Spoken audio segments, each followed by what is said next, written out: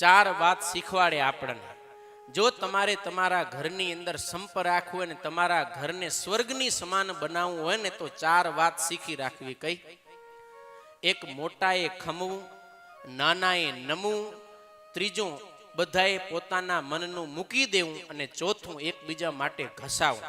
એટલે ખમવું, નમવું, મૂકવું અને ઘસાવું, આ 4 પોઈન્ટ, 4 બાબત આપણા જીવનમાં આવી જાય તો એ ઘર છે ને સ્વર્ગ જેવું થઈ જાય. એટલે આ ખાલી ગ્રસ્ત માટે જ નથી, સાધુના મંડળ હોય, બાયોના મંડળ હોય, એમાંય જો એકબીજા માટે ઘસાય, એકબીજા માટે મનનું મૂકી દે, નાના નમી જાય, મોટા ખમી જાય, આ 4 ગુણ જો પરિવારમાં આવી જાય તો ત્યાગીનો પરિવાર કે ગ્રહસ્થનો પરિવાર ખરેખર જીવન જીવવા જેવો થાય, નહીતર તો રોવા જેવો જ હોય.